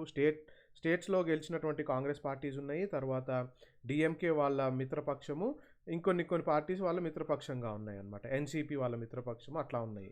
సో ఈ సిస్టమ్ని ఏమంటామంటే మల్టీ పార్టీ సిస్టమ్ అని అంటాము. సో ఎక్కడైతే మనం ఇందాక చెప్పుకున్నది ఏంటి అని అంటే ఇండియాలో ఎన్డీఏ, యూపీఏ అనే 2 ఉన్నాయి. కాకపోతే ఈ ఎన్డీఏ, యూపీఏలో వేరు పార్టీస్ అలయన్సెస్ ఫామ్ అవుతాయి, ఎవరికి నచ్చినట్టు వాళ్ళు ఫామ్ అవుతారు అనమాట. సో దీన్ని మల్టీ పార్టీ సిస్టమ్ అంటాము. యూఎస్లో ఎట్లా ఉంటుందంటే డెమోక్రాట్స్ అండ్ రిపబ్లిక్స్ ఈ రెండే ఉంటాయి అన్నమాట. ఆ తర్వాత ఇండిపెండెంట్స్ ఉంటారు. అంతేగాని వేరే పార్టీస్ ఉండవు. ఆ పార్టీస్ ఎవరన్నా పార్టీస్‌గా పోటీ చేస్తే రిపబ్లికన్స్ ఆర్ డెమోక్రాట్స్‌గా పోటీ చేయాలి. లేకపోతే ఇండిపెండెంట్స్‌గా పోటీ చేయాలి. There is no other party. అది 2 పార్టీ సిస్టమ్ అంటాము. ఇండియా విషయానికి వచ్చేటప్పటికి మల్టీ పార్టీ సిస్టమ్ అని అంటామన్నమాట. సో గవర్నమెంట్ ఎట్లా ఫామ్ అవుతుంది? ఇండియన్ సిచ్యువేషన్ చూసుకుంటే by various parties coming together. Various parties కలిసి వచ్చి కలిసి వచ్చినప్పుడు దాన్ని కోalition అంటాం అనమాట. సంకీర్ణ ప్రభుత్వాలుగా ఫామ్ అవుతాయి అన్నమాట. So when several parties in the multi-party system join hands for a purpose of contesting elections and winning power, it's called alliance అని కానీ ఫ్రంట్ అని కానీ అంటాం అనమాట. ఎగ్జాంపుల్ చెప్పాలి అని అంటే మేజర్ అలయన్సెస్ 2004 పార్లమెంట్ ఎలక్షన్స్లో మనం చూసాం కదా. ఎన్డీఏ అలయన్స్ ఉంది, యూపీఏ అనమాట. So NDA basically led by BJP, UPA led by Congress ఉంటుంది. ఆ తర్వాత అది కాకుండా లెఫ్ట్ ఫ్రంట్ అనేది ఒకటి ఉందన్నమాట. అంటే బీజేపీతో కాంగ్రెస్తో కలవకుండా ఇంకొక ఫ్రంట్ ఉంది, ఇంకొన్ని పార్టీ మిత్రపక్షాలుగా ఉండేది, వాళ్ళు లెఫ్ట్ ఫ్రంట్ అంటాం అనమాట. సో ఈ మల్టీ పార్టీ సిస్టమ్ యొక్క క్యారెక్టర్ ఏంటంటే బేసికలీ ఇన్స్టెబిలిటీ ఉంటుంది. అంటే ఇప్పుడు ఒక పార్టీ యూపీఏ ఉంది, ఎన్డీఏ ఉంది. ఇప్పుడు ఎన్డీఏలో అలయన్స్ ఎవరైతే ఉన్నారో వాళ్ళు ఎప్పుడు ఎన్డీఏతో ఉంటారని ఏం లేదు. ఇప్పుడు రీసెంట్ జరిగిన ఎగ్జాంపుల్ ఏంటి? అకాలీదళ్ పార్టీ ఉన్నారు, వాళ్ళు ఎన్డీఏలో భాగం. జనరల్గా ఎన్డీఏ గవర్నమెంట్ బీజేపీ మిత్రపక్షం అనమాట. కానీ ఫార్మర్స్ బిల్స్ వచ్చేటప్పటికి ఏంటంటే వాళ్ళ రీజనల్ పార్టీ కాబట్టి అది పంజాబ్లో వాళ్ళకి ఫార్మర్ సపోర్ట్ కోల్పోతారు. ఈ పర్టికులర్ బిల్కి సపోర్ట్ చేస్తే, ఈ పర్టికులర్ ఎన్డీఏతో పాటు ఉండి వాళ్ళు తీసుకొచ్చిన బిల్కి సపోర్ట్ చేస్తే వీళ్ళ రాజకీయ భవిష్యత్తు దెబ్బతింటదేమో అని చెప్పి బయటకు వచ్చేసారు. అలాగా అనేకమైనటువంటి ఇన్స్టెన్సెస్ అనమాట. ఇప్పుడు ఫామ్ బిల్ కోసం బయటకు వచ్చేసారు. సో అలాగే ఎప్పుడైనా బయటికి రావచ్చు, ఎప్పుడైనా కలవచ్చు అనమాట. అలాంటి టైంలో ఇన్స్టెబిలిటీ ఉంటుంది అనమాట, అంటే స్థిరత్వం ఉండదు. కానీ అదే విధంగా ఇంకొక పాజిటివ్ ఏంటి అని అంటే ఎప్పుడైతే ఈ మల్టీ పార్టీ సిస్టమ్ ఉంటుందో అంటే ఆల్మోస్ట్ అన్ని majority of social groups, majority of constituencies, majority of states యొక్క ఇంట్రెస్ట్ అన్నిటినీ తెలియపరిచి ఒపీనియన్స్ వ్యక్తపరిచే ఒక ప్లాట్ఫామ్ ఉంటుంది అనమాట. ఇప్పుడు చూడండి, అకాలీదళ్ ఎగ్జాంపుల్ చెప్పే కదా, వాళ్ళు ఒక పంజాబ్లో ఉన్న ఫార్మర్ కమ్యూనిటీ యొక్క రిప్రజెంటేటివ్స్గా ఇప్పుడు అక్కడ ఉన్నారు. మనం భావించవచ్చు ఫార్మర్స్ యొక్క రిప్రజెంటేషన్, వాళ్ళకి కావాల్సిన ఇంట్రెస్ట్ సరిగ్గా సపోర్ట్ చేయట్లేదు కాబట్టి బయటకు వచ్చేసారు. అదే వాళ్ళు ఎప్పటికీ వాళ్ళతోనే ఉండిపోయారు అనుకోండి, ఇట్లా చిన్న చిన్న సెక్షన్స్ని సపోర్ట్గా ఉన్నటువంటి పొలిటికల్ పార్టీస్ ఏవైతే ఉంటాయో వాళ్ళకి ఎప్పటికీ వాయిస్ ఉండేది కాదనమాట. సో ఆ విషయాన్ని మనకి అర్థం చేసుకోవాలి. మనకి పార్టీ సిస్టమ్ ఉంటుంది అనేది ఇప్పుడు గ్రహించాలన్నమాట. Party system is not something any country can choose. So basically ఏంటంటే ఈ పార్టీ సిస్టమ్ ఇలా ఉండాలి, ఇండియాలో ఈ పార్టీ సిస్టమ్ ఉండాలి, అలా ఉండాలి అని ఇప్పుడు ఒక పార్టీ అనుకోలేదు. మనకి సొసైటీ మారే కొద్దీ, తర్వాత సమాజంలో ఉండేటువంటి సొసైటీ మారే కొద్దీ సమాజంలో డైవర్సిటీస్ పెరిగినాయి. డైవర్సిటీస్తో పాటు రీజనల్ డిఫరెన్సెస్ పెరిగినాయి, రీజనల్ డివిజన్స్ ఉన్నాయి. అట్లా ఇవాల్వ్ అవుతా మన పొలిటికల్ హిస్టరీ, మన పాలిటిక్స్ యొక్క హిస్టరీని బేస్ చేసుకొని ఏ పార్టీ ఎట్లా ఉండాలి అనేది ఇవాల్వ్ అవుతా డెవలప్ అవుతా వచ్చిందనమాట. అంతేగాని ఎప్పుడు సడన్గా ఇది వచ్చేసి ఇట్లా ఉండాలి అనేది ఎప్పుడు లేదు. సో ఇండియాలో కూడా ఈ మల్టీ పార్టీ సిస్టము ఎప్పటికీ లేదనమాట. మనకి సామాజిక పరమైనటువంటి, తర్వాత జాగ్రఫికల్గా భౌగోళికమైనటువంటి డైవర్సిటీస్ ఉన్నాయి కాబట్టి, ఈ డైవర్సిటీస్ మన లార్జ్ కంట్రీలో ఎక్కువ ఉన్నాయి కాబట్టి వీటన్నిటిని అబ్జర్వ్ చేయాలి అని అనుకున్నప్పుడు మల్టీ పార్టీ సిస్టము అట్లా డెవలప్ అయిందనమాట. అదే టైం మనకి చెప్పుకోవాల్సింది ఏంటంటే మల్టీ పార్టీ సిస్టమ్ ఇంకా అల్టిమేట్ మనకి బెస్ట్ సిస్టమా అని చెప్పుకోవడానికి కూడా లేదు. ఎప్పుడు ఏ సిస్టము బెస్ట్ సిస్టమ్ కాదు. సమయాన్ని బట్టి, మారుతున్న సమాజాన్ని బట్టి, మారుతున్న పరిస్థితుల్ని బట్టి ఈ పర్టికులర్ పార్టీ సిస్టంలో చేంజెస్ వస్తూ ఉంటాయి అనే విషయాన్ని ఇప్పుడు మనము ఇక్కడ గమనించాలన్నమాట. సో నెక్స్ట్, ఇవన్నీ చదివితే popular participation in political parties, అంటే ప్రజలు పొలిటికల్ పార్టీస్లో ఎలా పార్టిసిపేట్ చేస్తారు ఏంటి అనేది మీకు ఇవన్నీ చదివితే అర్థమవుతుంది. ఇవన్నీ జస్ట్ మీకు ఇన్ఫర్మేషన్ లాగా ఉంటాయి, మీ అండర్స్టాండింగ్కి హెల్ప్ చేస్తాయి. ఎక్స్ప్లెయిన్ చేయడానికి అందులో బేసిక్గా ఏం లేదనమాట. సో ఇది ఈ కార్టూన్స్ ఇవన్నీ కనిపిస్తాయి అన్నమాట. సో ఇప్పుడు మనము నేషనల్ పార్టీస్ తర్వాత స్టేట్ పార్టీస్ గురించి కొంత చూద్దాం అన్నమాట. So democracies that follow a federal system, మీకు ఇక్కడ సింపుల్గా ఈ పాయింట్ మొత్తానికి మీకు ఎక్స్ప్లెనేషన్ చెప్పాలి అని అంటే చదువుతాను, వినండి. Democracies that follow federal system అంటే సమాఖ్య వ్యవస్థను ఫాలో అవుతున్నటువంటి ప్రజాస్వామ్యాలు ప్రపంచ దేశాల అన్నిట్లో 2 కైండ్ ఆఫ్ పొలిటికల్ పార్టీస్ ఉంటాయి. Parties that are present at federal units and all the unit as a whole. అంటే సింపుల్గా ఏం లేదు, నేషన్ మొత్తానికి పొలిటికల్ పార్టీస్ ఉంటాయి, రీజనల్ పార్టీస్ కూడా ఉంటాయి అనేది సింపుల్గా ఈ పర్టికులర్ పాయింట్ యొక్క మీనింగ్ అనమాట. సో నేషనల్ పార్టీస్ ఏంటి అని అంటే, these parties have their units in various. అంటే నేషనల్ పార్టీస్కి వాళ్ళ స్టేట్లో యూనిట్స్ ఉన్నాయి. ఇప్పుడు అంతకుముందు మన స్టేట్ చూసుకుంటే కంబైన్డ్ ఆంధ్రప్రదేశ్ ఉన్నప్పుడు రాజశేఖర రెడ్డి గారు సీఎంగా ఉన్నది కాంగ్రెస్ పార్టీ నుంచే అనమాట. కాంగ్రెస్ పార్టీ ద్వారా ఆయన సీఎం అయ్యారు. అదేవిధంగా ఇంకొన్ని చోట్ల కాంగ్రెస్, ఇప్పుడు ఛత్తీస్గఢ్లో కాంగ్రెస్ పార్టీ రూలింగ్లో ఉంది, రాజస్థాన్లో కూడా కాంగ్రెస్ పార్టీ రూలింగ్లో ఉంది. సో ఈ నేషనల్ పార్టీస్ ఏవైతే ఉంటాయో వాటికి స్టేట్స్లో కూడా ప్రెజెన్స్ ఉంటుంది అన్న విషయాన్ని మీరు గమనించాలన్నమాట. All these units follow the same policy. So national లెవెల్లో కామన్గా కాంగ్రెస్కి ఏ పాలసీ ఉంటుందో స్టేట్లో కూడా అదే పాలసీస్ ఉంటాయి అన్న విషయాన్ని మీరు గ్రహించాలి. సో ఈ పార్టీ ఏదైతే ఉందో బీజేపీ కూడా అంతే అన్నమాట. బీజేపీకి నేషనల్ లెవెల్లో ఏ పాలసీ ఉంటుందో అవి స్టేట్స్లో ఉన్న పార్టీ, అంటే స్టేట్ లెవెల్లో ఉండే బీజేపీ పార్టీకి కూడా అవే పాలసీస్ ఉంటాయి అన్నమాట. సో దీన్ని బట్టి అర్థమయ్యేది మనకి ఏంటంటే, నేషనల్ పార్టీగా ఉండి స్టేట్స్లో వాటి ప్రెజెన్స్ ఉన్న చోట ఒకే టైప్ ఆఫ్ పాలసీస్ ఉంటాయి అనేది మనకి అర్థం అవ్వాలి. సో మరి అలాంటి ఒకటే పాలసీ ఉన్నప్పుడు స్టేట్ పార్టీస్ సపరేట్గా రీజనల్ పార్టీస్ యొక్క అవసరత ఏంటి అని మీకు డౌట్ రావచ్చు. అది కూడా ఎక్స్ప్లెయిన్ చేస్తా తర్వాత. సో ఎలక్షన్ కమిషను పార్టీస్ని రిజిస్టర్ చేస్తుంది అనమాట. సో ఎలక్షన్ కమిషన్ పార్టీస్ని రిజిస్టర్ చేసి, కమిషన్ ట్రీట్స్ ఆల్ పార్టీస్, అన్ని పార్టీస్ సమానంగా ట్రీట్ చేస్తుంది అనమాట. ఎంతమంది గెలిచారు, ఏదైతే పవర్లో ఉందో అట్లా కాకుండా స్పెషల్గా ట్రీట్ చేసి, కొన్ని పార్టీస్కి వాళ్ళకి స్పెషల్ ఫెసిలిటీస్ ఉంటాయన్నమాట. కొన్ని లార్జ్ పార్టీస్, ఎస్టాబ్లిష్ పార్టీస్ ఉంటాయి కదా, వాటికి కొన్ని ఫెసిలిటీస్ ఉంటాయి. అవి ఏంటంటే యూనిక్ సింబల్. ఇప్పుడు కాంగ్రెస్కి హస్తం సింబల్, ఎక్కడికి వెళ్ళినా కాంగ్రెస్ పార్టీ ఉంటే దానికి హస్తం అనమాట సింబల్. ఎక్కడికి వెళ్ళినా బీజేపీకి లోటస్ ఫ్లవర్ అనమాట సింబల్. సో ఆ విధంగా వాళ్ళకి ఒక పర్మనెంట్గా, ఒక స్టేట్లో అయినా కానీ సెంట్రల్లో అయినా కానీ పర్మనెంట్గా వాళ్ళకి ఒక ఎలక్షన్ సింబల్ ఉంటుంది అనే విషయాన్ని మీరు గమనించాలి. తర్వాత పార్టీస్ కొన్ని ప్రివిలేజెస్ వస్తాయి. ఎట్లా అంటే వాళ్ళకి రికగ్నైజ్డ్ పార్టీస్ ఉంటాయి అన్నమాట. Facilities of recognised election commission వాళ్ళకి ఆ పార్టీని రికగ్నైజ్ చేస్తే వాళ్ళకి కొన్ని స్పెషల్ ఫెసిలిటీస్ అవి ఉంటాయి. అవి తెలుసుకుందాము. వాటిని ఏమంటారంటే రికగ్నైజ్డ్ పొలిటికల్ పార్టీస్ అంటారు అనమాట.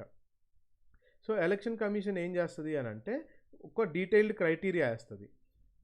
దేనికి?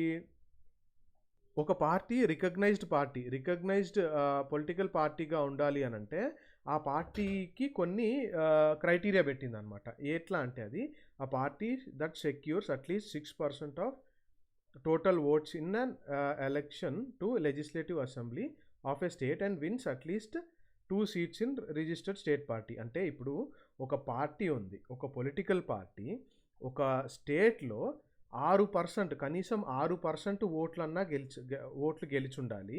ఆ తర్వాత ఆ లెజిస్లేటివ్ అసెంబ్లీ, ఆ స్టేట్ యొక్క లెజిస్లేటివ్ అసెంబ్లీ ఏదైతే ఉందో ఆ అసెంబ్లీలో 2 సీట్లన్నా కనీసం గెలిచి ఉండాలి అనమాట. అర్థమైందా? సో అది ఒక క్రైటీరియా. ఆ తర్వాత ఇంకా చాలా క్రైటీరియా ఉన్నాయి, అవి మనము తర్వాత చూద్దాము. సో ఒక స్టేట్ పార్టీ నేషనల్ పార్టీకి గుర్తించబడాలంటే అది ఒక క్రైటీరియా అనమాట. ఇంకోటి ఏంటి అని అంటే, ఇంకో క్రైటీరియా ఏంటంటే ఒక party at least 6% of total votes in Lok Sabha elections కానీ ఆర్ అసెంబ్లీ ఎలక్షన్స్. ఇప్పుడు ఒక పార్టీ ఏంటంటే లోక్సభ ఎలక్షన్స్లో కానీ అసెంబ్లీ ఎలక్షన్స్లో కానీ 4 స్టేట్స్ నుంచి కనీసం ఒక 6% ఆఫ్ టోటల్ ఓట్స్ గెలుచుకోగలిగితే and wins at least 4 seats in Lok Sabha is recognised as national party. అంటే ఒక పార్టీ 4 స్టేట్స్లో దానికి కనీసం ఒక 6% ఓట్ పర్సంటేజ్ అని వచ్చి ఉండాలి. ఓట్ పర్సంటేజ్ వచ్చి ఉండి లోక్సభ ఎలక్షన్స్ అయినా అసెంబ్లీ ఎలక్షన్స్ అయినా, ఆ తర్వాత Lok Sabha elections are assembly elections 6% of at least 6% of votes in 4 states and 4 seats in Lok Sabha. అది అట్లా రాసుకోండి, మీకు క్లియర్గా అర్థమవుతుంది. సో ఆ విధంగా ఒక పార్టీని రికగ్నైజ్డ్ నేషనల్ పార్టీగా చేస్తారనమాట. సో ఇప్పుడు ప్రస్తుతం ఉన్న కండిషన్లో 2018 వరకు మనకి 7 రికగ్నైజ్డ్ నేషనల్ పార్టీస్ ఉన్నాయన్నమాట. ఆ నేషనల్ పార్టీస్ ఏంటో నేను ఇక్కడ హైలైట్ చేశాను. ఇందులో ఎక్స్‌ప్లెయిన్ చేయడానికి ఏం లేదు. ఇట్స్ ఆల్ ఫ్యాక్చువల్ అనమాట. పార్టీస్ ఏంటేంటి, అవి ఏ స్టేట్స్‌లో ఉన్నాయి, వాటి పర్సెంటేజ్ ఎంత, ఇవన్నీ ఉన్నాయి. ఇవి గుర్తుపెట్టుకోవాలా అంటే ఎగ్జామ్స్‌లో పెద్ద అవసరం ఏమి ఉండదు. జస్ట్ ఏ పార్టీ ప్రెజెన్స్ ఏ స్టేట్‌లో ఉందో చూసుకోండి. వాటి ఫౌండర్స్ ఏంటి, ఇవన్నీ జస్ట్ ఇన్ఫర్మేషన్ అనమాట. సో ఇవన్నీ మీరు చదువుకోవచ్చు. It's all factual information. Explain చేయడానికి కూడా ఏమీ లేదు ఇందులో. సో ఈ పార్టీస్ మన యొక్క నేషనల్ పార్టీస్ అనమాట. సో స్టేట్ పార్టీస్, కొన్ని పార్టీస్ ఏంటి అని అంటే స్టేట్స్కి మాత్రమే పరిమితం అయితే. ఎగ్జాంపుల్ మనకి ఇప్పుడు ఏపీలో రూలింగ్లో ఉన్నటువంటి వైఎస్ఆర్సీపీ, తర్వాత అపోజిషన్లో ఉన్న TDP, TRS party, DMK, AIADMK, Trinamool Congress, మహారాష్ట్రలో ఎన్సీపీ, ఇట్లాంటివన్నీ, తర్వాత సమాజ్వాదీ పార్టీ కాదులేండి. సో ఇవన్నీ స్టేట్ పార్టీస్ అనమాట. సో ఈ పార్టీస్ అన్నీ ఏంటంటే ఆ స్టేట్స్కి మాత్రమే ఉంటాయన్నమాట. ఎందుకు అని అంటే వీళ్ళు రీజనల్ పార్టీ యొక్క ఐడియాలజీని ప్రమోట్ చేస్తాయి అనమాట. రీజనల్ పార్టీస్ యొక్క ఇంట్రెస్ట్ని ప్రమోట్ చేస్తాయి. సో ఇక్కడ మెన్షన్ చూడండి, Biju Janata Dal, Sikkim democratic front, Mizoram national front, మన టీఆర్ఎస్, ఇవన్నీ ఏంటంటే ఈ పార్టీస్ అన్నీ they are conscious about their state identity. తర్వాత వాళ్ళు ఏ స్టేట్లో అయితే ఉంటారో ఆ స్టేట్ యొక్క ఐడెంటిటీ, ఆ స్టేట్ యొక్క గుర్తింపుని వీళ్ళు ఎప్పుడు పొంది ఉంటారనమాట. సో ఆ స్టేట్ని రిప్రజెంట్ చేసేది ఈ పార్టీసే అన్నట్టు ఉంటుంది అనమాట.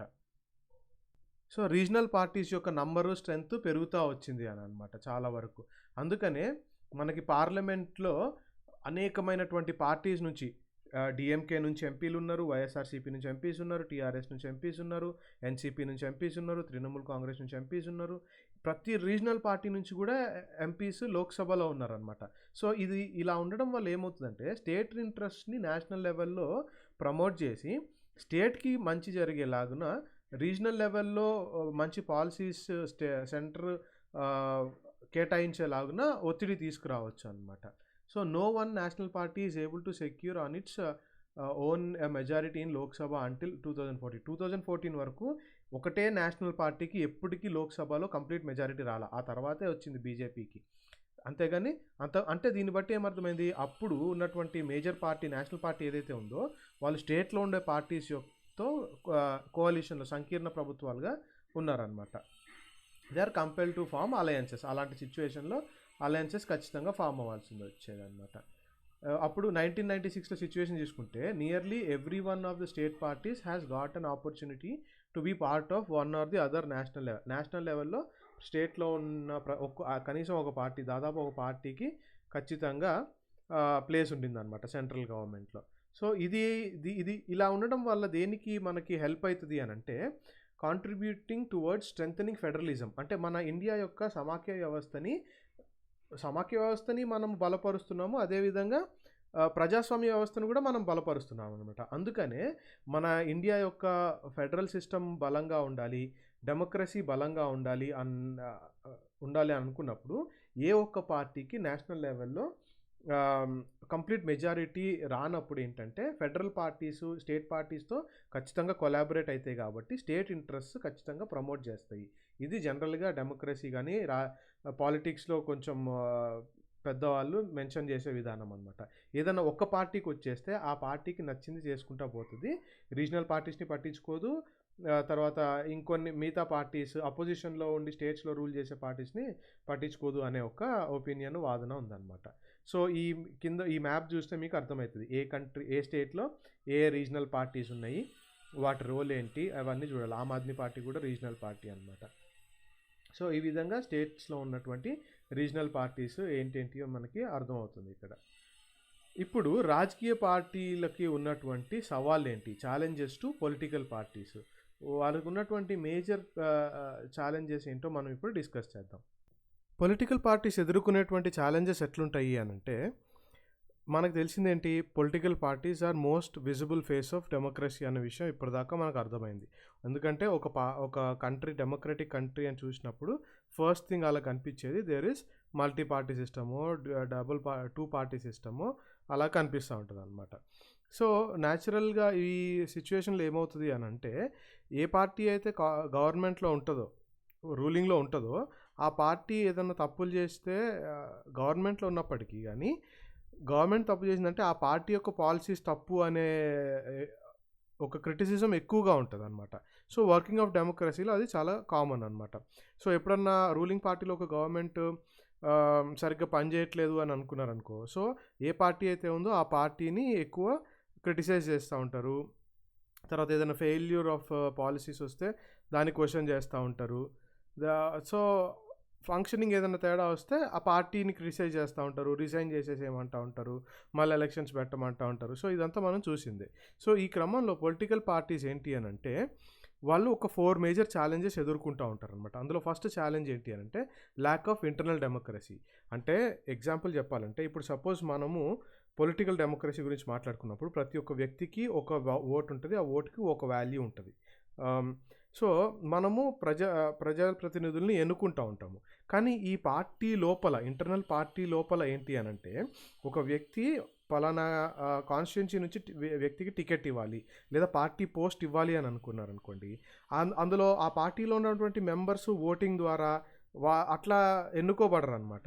ఇప్పుడు సపోజ్ ఒక పార్టీకి నుంచి, ఒక ఊరు నుంచి టికెట్ ఇవ్వాలనుకోండి, అది ఆ పార్టీ యొక్క మెయిన్ లీడర్ ఎవరు ఉంటారో, లేదా లీడర్షిప్ ఏది ఉంటుందో వాళ్ళు ఇస్తారు టికెట్. అంటే ఇప్పుడు మనకి అర్థమవలసింది ఏంటంటే, అందులో ఉన్న కార్యకర్తలు లేదా ఆ పార్టీ మెంబర్స్ ఎవరైతే ఉంటారో వాళ్ళందరికీ పెద్ద అక్కడ వాళ్ళ ఒపీనియన్ వాళ్ళు వ్యక్తపరచుకునే ప్లాట్ఫామ్ లేదనమాట. పూర్తిగా ఆ లీడర్షిప్ యొక్క డిసిషన్ మీద ఆధారపడి ఉంటుంది. అదేవిధంగా పార్టీలో పోస్ట్స్ ఏమైనా ఉంటే కొన్నిసార్లు డిస్ట్రిక్ట్ పార్టీ ప్రెసిడెంట్, తర్వాత ఆ ఊర్లో ఇన్ఛార్జ్, పలానా పార్లమెంట్ కాన్స్టిట్యుయెన్సీ ఇన్ఛార్జ్‌లు వీళ్ళందరూ ఉంటారు కదా! వాళ్ళకి ఎక్కువ వెయిట్ ఉంటుంది. లేదా వాళ్ళు చెప్పే ఒపీనియన్‌కి కానీ, వాళ్ళు చెప్పే విషయాల్లో వాళ్ళకి ఎక్కువ ఇంపార్టెన్స్ ఉంటుంది కానీ, నార్మల్ కార్యకర్తలు వీళ్ళకి ఉండదనమాట.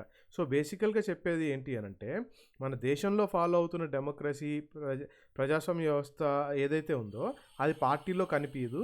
ఎక్కువ శాతము ఆ పార్టీ లీడర్షిప్ ఏదైతే ఉంటుందో ఆ పార్టీ లీడర్షిప్ డెసిషన్ మీద ఆధారపడి ఉంటుంది అనేది ఈ పర్టిక్యులర్ పాయింట్ యొక్క మీనింగ్ అనమాట. సో, ఇదంతా చదివితే మీకు ఇదో చూడండి, 1 or few leaders exercise paramount power in the party. Those who disagree, ఎవరైతే ఆ సీనియర్ ఏమంటారు, ఎక్కువ ప్రామినెంట్ లీడర్ ఎవరైతే ఉంటారో, డామినేటింగ్ ఫేస్ ఉన్న లీడరు, వాళ్ళకి వ్యతిరేకంగా ఉంటే వాళ్ళని పార్టీ పోస్ట్‌లోంచి తీసేయడము, ఎమ్మెల్యే టికెట్లు, ఎంపీ టికెట్లు ఇవ్వకపోవడము, ఇట్లాంటివన్నీ జరుగుతూ ఉంటాయి అన్నమాట. సో, అలా ఎందుకు చేస్తారు అనంటే, ఎవరైతే ఆ పార్టీకి గానీ, పార్టీ లీడర్‌షిప్‌కి గానీ లాయల్‌గా ఉంటారో, లేదా పర్సనల్‌గా లాయల్‌గా ఉంటారో, లేదా వాళ్ళు చెప్పినట్టు చేస్తూ ఉంటారు, వాళ్ళకి కావాల్సిన ఇన్ఫర్మేషన్ ఇస్తారు, ఎవరు వాళ్ళకి దగ్గరగా నమ్మిన బంటులాగా, బేసికల్లీ వాళ్ళ కింద ఒక కట్టప్పలాగా ఉండే వాళ్ళకి ఎక్కువ ఇంపార్టెన్స్ ఉంటుందనేది పాయింట్ నెంబర్ 1 చెప్తుందనమాట. సో, డెమోక్రటిక్ సిస్టమ్ లేదు, ఇంటర్నల్ పార్టీ డెమోక్రసీ లేదనేది పాయింట్ నెంబర్ 1. పాయింట్ నెంబర్ 2 ఏంటి అనంటే, dynastic succession is related to the first one. So, dynastic relation అంటే ఎట్లుంటుందంటే, ఇప్పుడు వంశపారపర్యంగా పార్టీ పోస్టులు. ఇప్పుడు ఎగ్జాంపుల్ కాంగ్రెస్ పార్టీలో జరిగినటువంటి మొన్నటిదాకా జరిగినటువంటి వివాదం అనమాట. సో, అందరూ ఏమంటారంటే రాహుల్ గాంధీ కాదు, మోస్ట్ ఎలిజిబుల్గా ఉండే వ్యక్తికి ఇవ్వాలి, రాహుల్ గాంధీ చేపట్టలేకపోతున్నాడు అనేది మనం రీసెంట్గా న్యూస్లో చూసిన విషయమే. కానీ ఈ పర్టికులర్ పాయింట్ ఒట్టి కాంగ్రెస్ పార్టీకే కాదు, మిగిలిన పార్టీలు, ఈవెన్ బీజేపీ డైనాస్టిక్ పాలిటిక్స్కి అగేన్స్ట్గా ఉన్నట్టు అంతకుముందు చెప్పినా కానీ, రీజనల్ లెవెల్లోకి వచ్చేసేటప్పటికి డైనాస్టిక్ పాలిటిక్స్ బీజేపీలో కూడా ఉన్నాయి. అదేవిధంగా రీజనల్ పార్టీస్, డిఎంకేలో మనం చూస్తూ ఉంటాము ఏ విధంగా ఒక ఫ్యామిలీ రూల్ ఉంటుంది. అదేవిధంగా మన స్టేట్ గవర్నమెంట్లో ఇప్పుడున్న వాళ్ళు కూడా ఒకే ఫ్యామిలీకి చెందినటువంటి 2-3కి పార్టీ టికెట్స్ ఇచ్చారు. సో, డైనాస్టిక్గా వస్తూ ఉంటుంది. తండ్రి వెళ్ళిపోయాడు కదా, కొడుకు వెళ్ళిపోయాడు కదా, మనవడు లేదా అల్లుడు. సో, అట్లా అనమాట. సో, ఆ విధంగా ఈ డైనాస్టిక్ పాలిటిక్స్ ఎప్పుడైతే డైనాస్టిక్గా పొజిషన్స్ వస్తూ ఉంటాయో, అలాంటి పర్టికులర్ పార్టీలో ఏంటంటే నిష్పక్షపాతంగా ఉండట్లేదు అనమాట. ట్రాన్స్పరెంట్ ప్రొసీజర్స్ ఫాలో అవ్వరు. ఆబ్వియస్లీ ఒక వెళ్ళిపోయాడు కదా, ఆయన కొడుకే అవుతాడులే అనేసి ఉంటుంది. అలాంటి సిచ్యువేషన్ ఏంటంటే, ఇంకా ఎఫెక్టివ్గా ఉండే లీడర్ ఎవరన్నా ఉంటే వాళ్ళు పైకి రాలేరు అనమాట. సో, ఆ విధంగా ఒక ఫ్యామిలీ కంట్రోల్ అనేది ఒకటి ఉండిపోయింది అనేది ఆ పొలిటికల్ పార్టీస్ ఫేస్ చేస్తున్నటువంటి ఇంకొక ఛాలెంజ్. థర్డ్ ఛాలెంజ్ విషయంకి వచ్చేస్తే, డబ్బు బలము బలగం అనమాట. So, money power and muscle power. చాలా వరకు ఏంటి అనంటే ఇప్పుడన్నా కొంచెం పర్లేదు గానీ అంతకుముందు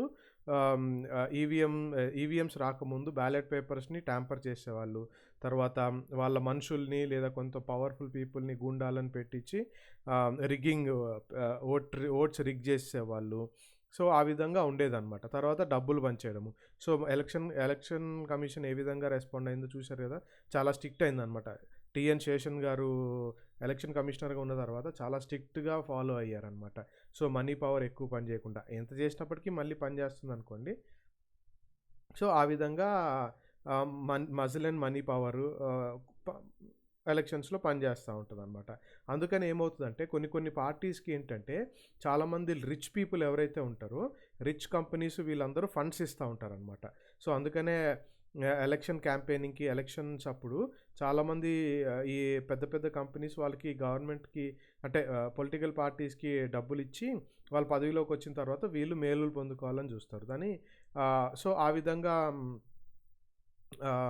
ఆ విధంగా వీళ్ళు మనీ పవర్‌ని యూజ్ చేసి పాలిటిక్స్ ఇన్‌ఫ్లుయెన్స్ చేస్తారు. సో, క్యాంపెయినింగ్‌లో ఎక్కువ డబ్బులు ఇచ్చేయడము, లేదా క్యాంపెయినింగ్ అప్పుడు ఫండ్స్ పొలిటికల్ పార్టీస్‌కి ఇచ్చి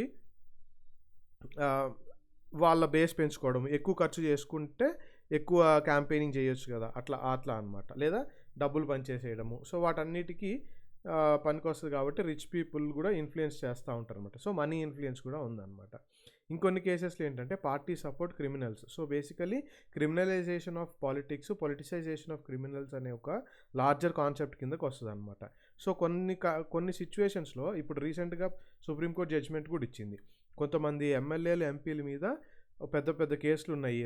attentive rape case, murder case, kidnap కేసులు, ఎక్స్టార్షన్ కేసులు ఇవన్నీ ఉన్నా గానీ చాలామంది ఇప్పటికీ పార్లమెంట్ ఎంపీలుగా, ఎమ్మెల్యేలుగా ఎలక్ట్ అవుతున్నారనమాట. సో, ఈ criminals democrats all over the world are worried.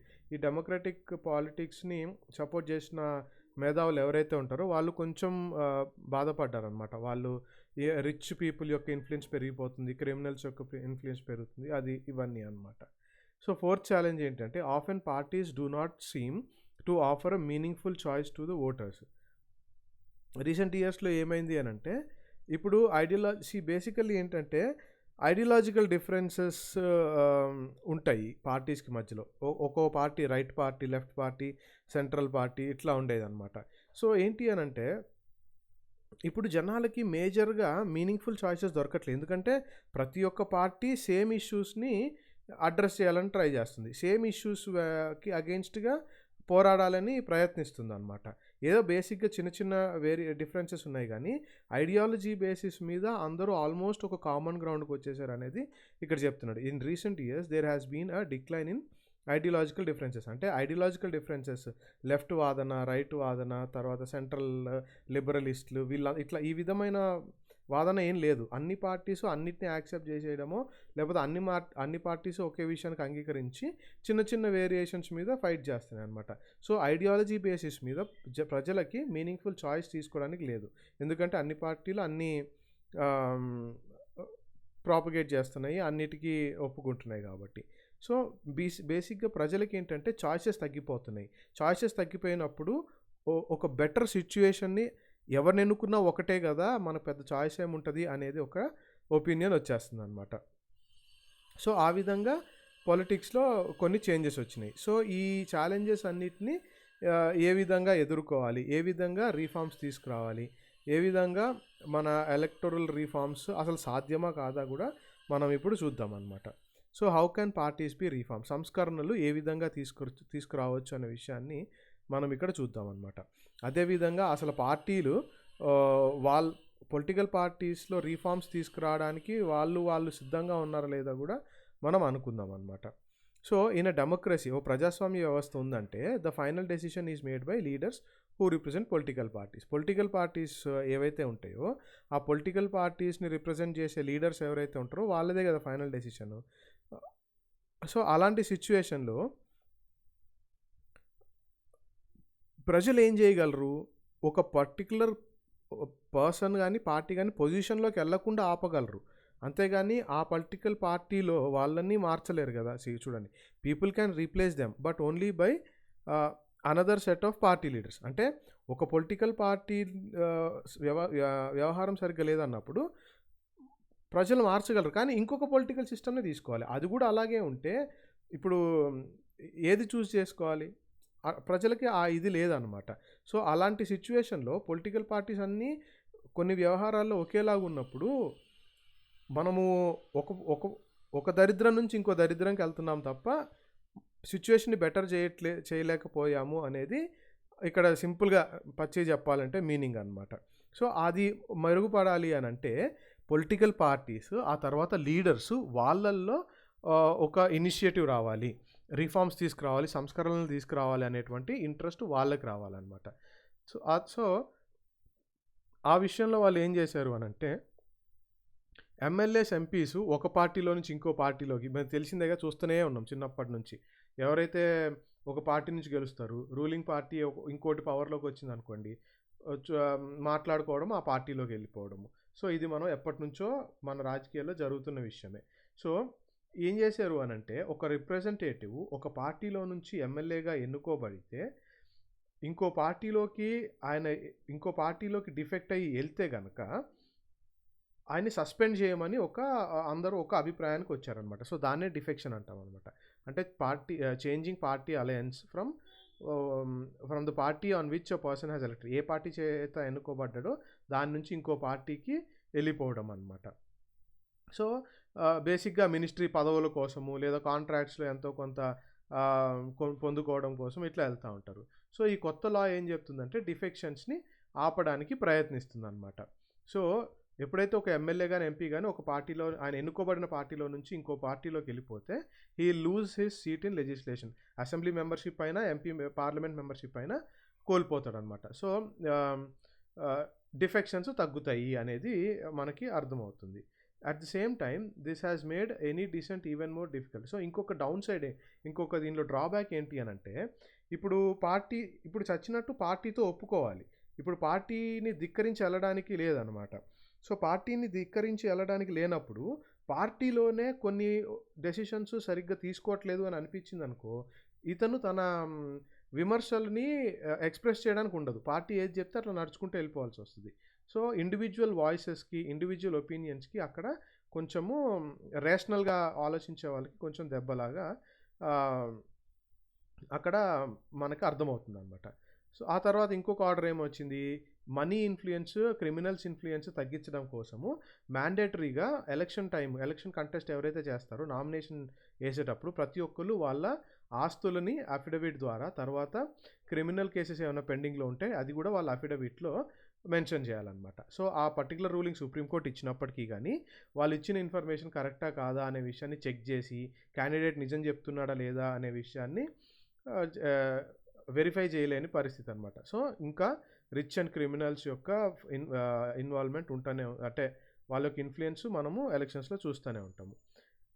Election commission passed an order making necessary for political parties hold their organisational election. అంటే ఏం చేశారు అని అంటే వాళ్ళు ఆర్గనైజేషనల్ ఎలక్షన్స్ అంటే వాళ్ళ పార్టీస్లో ఎలక్షన్స్ కండక్ట్ చేయాలని చెప్పి ఎలక్షన్ పార్టీ చెప్పి ఒక ఆర్డర్ పాస్ చేసింది. ఆ తర్వాత ప్రతి ఒక్క పొలిటికల్ పార్టీ యొక్క ఏమంటారు ఆర్థిక స్థితి అంటే వాళ్ళ ఇన్కమ్ ట్యాక్స్ రిటర్న్స్ ఫైల్ చేయాలి. వాళ్ళకి ఎంత డొనేషన్స్ వస్తున్నాయి, ఎంత డబ్బులు వస్తున్నాయి, పార్టీకి ఎంత స్పెండ్ చేస్తున్నారు, ఇవన్నీ చేయమని చెప్తున్నా కానీ అదేదో నామమాత్రంగానే జరుగుతూ ఉందన్నమాట.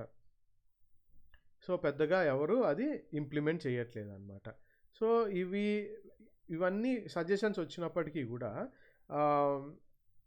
ఇంకొన్ని సజెషన్స్ పొలిటికల్ పార్టీస్కి ఇస్తూనే ఉన్నారనమాట. అదేంటంటే ఒక లా తీసుకురావాలి. ఎటువంటి చట్టం తీసుకురావాలి అని అంటే ఒక పొలిటికల్ పార్టీ వాళ్ళ ఇంటర్నల్ అఫైర్స్ని ఏ విధంగా వ్యవహరించాలి, ఏ విధంగా వాటిని అంటే పార్టీలో రిజిస్ట్రేషన్స్ ఎట్లా జరుగుతున్నాయి, మెంబర్స్ ఎట్లా ఉండాలి, వాళ్ళకంటూ మనకి దేశానికి రాజ్యాంగం ఎట్లుందో ప్రతి ఒక్క పొలిటికల్ పార్టీకి వాళ్ళ రాజ్యాంగం ఉండాలి. సో, ఇవన్నీ సరిగ్గా జరుగుతున్నాయి లేదా అని చెప్పి ఒక స్వతంత్ర అధికారి దాన్ని వెరిఫై చేస్తూ ఉండాలి. ఈ డిస్ప్యూట్స్ ఏమన్నా వస్తే ఈ పర్టికులర్ స్వతంత్రంగా ఉండే ఒక అధికారి దాన్ని సాల్వ్ చేయగలగాలి. సో, ఇట్లా ఉండే ఒక వ్యవస్థ అంటే ప్రతి ఒక్క పొలిటికల్ పార్టీలో కూడా ఒక డెమోక్రటిక్గా ఒక ఆర్గనైజ్డ్ ఆర్గనైజ్డ్‌గా అది నడపబడాలి అనేది ఇంకొక సజెషన్ అనమాట. ఆ తర్వాత ఏంటంటే mandatory for political parties to give a minimum number of tickets. అంటే ఇదే మన బేసిక్‌గా చెప్పాలంటే మహిళా రిజర్వేషన్ బిల్ అనమాట. ఈ బిల్లుని తీసుకురమ్మని కూడా మహిళలకి కూడా కోటా ఇచ్చి డెసిషన్ మేకింగ్‌లో మహిళలకి ఏది ఓవరాల్ అసెంబ్లీలో, పార్లమెంట్‌లోనే కాదు, వాళ్ళ పార్టీలో కూడా మహిళలకి పదవులు ఇవ్వాలి అనేది, మ్యాండేటరీగా పదవులు ఇవ్వాలి అనేది ఒక చట్టం తీసుకురావాలనేది ఇంకొక సజెషన్ ఉందన్నమాట. ఆ తర్వాత మోస్ట్ ఇంపార్టెంట్ సజెషన్ ఏంటి అనంటే should be state funding of elections. అంటే ఇప్పుడు ఎలక్షన్స్‌కి ఖర్చు పెట్టే డబ్బులు ఏవైతే ఉన్నాయో అవి ఇప్పటిదాకా పొలిటికల్ పార్టీస్‌కి ఎప్పుడు వాళ్ళు వీళ్ళు డొనేషన్స్, తర్వాత డొనేషన్స్ ద్వారా వస్తుంది మెజారిటీ. డొనేషన్స్ ద్వారా లేదా మెంబర్స్ లేదా అందులో ఉండే వాళ్ళు ఖర్చు చేసుకోవడం వల్ల ఆ విధంగా వస్తుంది. అట్లా కాకుండా వాళ్ళెవ్వరూ ఖర్చు చేయకుండా స్టేట్ గవర్నమెంట్ ఏదైతే ఉంటుందో అది ప్రతి ఒక్క పొలిటికల్ పార్టీకి ఇంత అమౌంట్ ఇచ్చేసి ఇందులోనే మీరు ఎలక్షన్ ఎక్స్పెన్సెస్ ఖర్చు చేయాలి అన్నప్పుడు, అలాంటప్పుడు ఏమవుతుంది అనంటే అంటే ఇంకా వాళ్ళు ఎలక్షన్‌కి అంత తప్పితే ఇంకేం ఎక్కువ ఖర్చు చేయలేరనమాట. సో ఆ కొంచెంలోనే వాళ్ళు ఏ ఖర్చు చేసినా చేసుకోవాలి. సో ఇలాంటి పరిస్థితి ఉన్నప్పుడు మనకి వాళ్ళు ఎంత ఖర్చు చేస్తున్నారు, అవసరానికి మించి ఖర్చు చేస్తున్నారా, ఎలక్షన్స్ వాళ్ళు పెట్టిన అఫిడవిట్ కంటే ఎక్కువ ఖర్చు చేస్తున్నారా లేదా అనే క్వశ్చన్ రాదు. ఖచ్చితంగా వాళ్ళకి అంత ఇచ్చారు, అంతే ఖర్చు చేయాలి. అంతకంటే ఎక్కువ ఖర్చు చేస్తే ఈజీగా తెలిసిపోతుంది అనమాట. ఆ విధంగా మనీ ఇన్ఫ్లుయెన్స్ని తగ్గించవచ్చు అన్నది ఇంకొక సజెషన్ అనమాట. సో ఈ సజెషన్స్ అన్నీ కొన్ని సంవత్సరాల నుంచి చెప్తూనే ఉన్నారు. కానీ ఈ సజెషన్స్ అన్ని ఇంప్లిమెంట్ చేసి చట్టాలు తీసుకురావాల్సింది ఎవరు? రాజకీయ పార్టీలు. అల్టిమేట్గా ఏ పార్టీ అయితే అధికారంలో ఉంటుందో ఆ పార్టీ తీసుకురావాలి. అధికారంలో ఉన్న వాళ్ళు, అపోజిషన్లో ఉన్న ఇట్లాంటి వాళ్ళని వాళ్ళు మార్చుకోవడానికి వాళ్ళు ముందుకు రావట్లేదు అనే ఒక క్రిటిసిజం ఎప్పటి నుంచో ఉంది అన్నమాట. సో ఈ పైనున్న సజెషన్స్ అన్నిట్లో ఒక చిన్న డ్రాబ్యాక్ కూడా ఉంది. అదేంటంటే ఎక్కువగా రెగ్యులేట్ అయిపోతే, అంటే ప్రతి ఒక్క విషయాన్ని, ప్రతి ఒక్క చిన్న చిన్న విషయాన్ని ఒక అథారిటీనో లేదా ఇట్లా ఒక జడ్జో, ఒక డిస్ప్యూట్ రెజల్యూషను, స్పెండింగ్ ప్రతి ఒక్కటి అట్లా రిస్ట్రిక్ట్ చేసేస్తే ఫుల్ ఫ్లెడ్జ్డ్గా ప్రజల్లోకి వెళ్ళలేరు ఏమో, ప్రజల్లోకి పొలిటికల్ పార్టీస్ వెళ్ళలేరు అనేది ఒక వాదన అనమాట, కౌంటర్ ఆర్గ్యుమెంట్. అదేవిధంగా ఎంతసేపు ఇన్ని చట్టాలు తీసుకొస్తే ఈ చట్టాలని సెటిల్ చేసుకోవడం కోసమే ఇంకా సరిపోతూ ఉంటుంది అనేది ఇంకొకటి. ఆ తర్వాత ఏంటంటే కోర్టుల చుట్టూ తిరగడమే సరిపోతుంది. ఆ తర్వాత రూలింగ్లో ఉండే వాళ్ళకి, ఆల్రెడీ రూలింగ్లో ఉంటారు కదా, వాళ్ళు లాని చీట్ చేసి తర్వాత వాళ్ళే ఎక్కువ ఫేవర్ పొందుకునే ఛాన్సెస్ కూడా ఉంటాయి అనేది ఇంకొక డ్రాబ్యాక్ అన్నమాట. సో ఈ విధంగా పొలిటికల్ పార్టీస్ ఎక్కువ ఇట్లాంటి చేంజెస్ వైపు వాళ్ళు ఎప్పుడు రిఫార్మ్స్ తీసుకురావాలని ట్రై చేయలేదన్నమాట. సో ఈ చేంజెస్ రావాలంటే ఏం తీసుకురావాలంటే ఇంకా ప్రజలే వాళ్ళ మీద ప్రెషర్ తీసుకొచ్చి, తర్వాత పిటిషన్లు ఇచ్చి, పబ్లిసిటీ క్రియేట్ చేసి, యాజిటేషన్స్ చేసి, తర్వాత ప్రెషర్ క్రియేట్ చేసి, మీడియాలో తర్వాత ఉద్యమాలు చేసి, మీడియాలో ఎక్కువ దీని గురించి డిస్కస్ చేసి, ప్రజల్లోకి అలా ఇన్ఫర్మేషన్ తీసుకెళ్ళి వాళ్ళకి ఇంకా అవగాహన తీసుకొచ్చి పార్టిసిపేట్ చేసేలాగా ఒత్తిడి తీసుకొచ్చి రిఫార్మ్స్ తీసుకురావచ్చు. అదొక విధానం అన్నమాట. ఇంకో విధానం ఏంటంటే if those who want to join political parties the quality democracy depends on degree of public participation. So public participation బాగా ఉండే విధంగా, ప్రతి ఒక్క దానికి ప్రజలకి జవాబు చెప్పే విధంగా పొలిటికల్ పార్టీస్ ఆర్డినరీ సిటిజన్స్కి కూడా ఓపెన్గా ఉండేలాగున, ఆల్రెడీ పార్టీలో ఉండి తర్వాత పార్టీ పోస్ట్లో ఉండే వాళ్ళకి కాకుండా బయట నుంచి వచ్చే క్రిటిసిజంని కూడా యాక్సెప్ట్ చేసి, బయట నుంచి వచ్చే క్రిటిసిజంని మాత్రమే తీసుకోకుండా ఇంటర్నల్గా కూడా వాళ్ళకి డిఫరెన్సెస్ ఉంటే పాలిటిక్స్లో రీఫార్మ్ తీసుకొచ్చి if ordinary citizen does not take part in it, ఒకవేళ ఆర్డినరీ సిటిజన్ వాటిలో పార్టిసిపేట్ చేయకుండా అదేవిధంగా బయట నుంచి క్రిటిసైజ్ చేస్తూ కూర్చుంటే ప్రజల్లో కూడా ఆ రియలైజేషన్ రావాలి అనేది ఇక్కడ మనకి క్లియర్‌గా చెప్తున్నాడనమాట. సో, పబ్లిక్ పార్టిసిపేషన్ పాలిటిక్స్‌లో ఇంపార్టెంటే. ఎలక్టోరల్ రిఫార్మ్స్, పొలిటికల్ పార్టీస్‌లో రిఫార్మ్స్ రావాలంటే ఇవన్నీ ఇంపార్టెంట్ అనే విషయాన్ని మనం గ్రహించాలనమాట. సో, ఇక్కడితో ఈ చాప్టర్ అయిపోయింది. ఏమన్నా డౌట్స్ ఉంటే కామెంట్ సెక్షన్‌లో అడగండి. ఇవన్నీ ఆన్సర్ చేయండి. అప్పటి వరకు స్టే సేఫ్. Take care.